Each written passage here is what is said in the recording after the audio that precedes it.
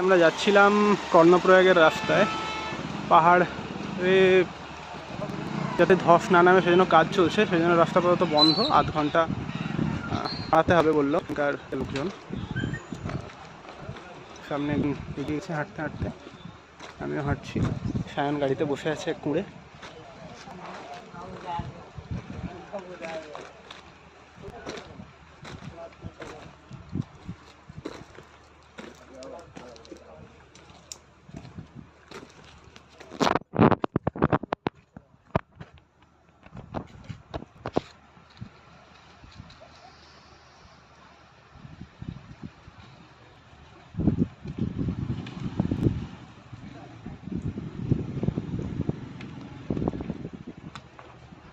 রাস্তায়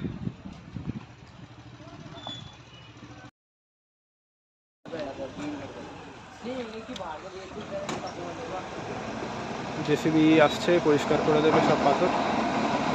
এই পরিষ্কার করছে, করে দিলেই রাস্তা খুলে দেবে, তারপরে আমরা এগিয়ে যাবো।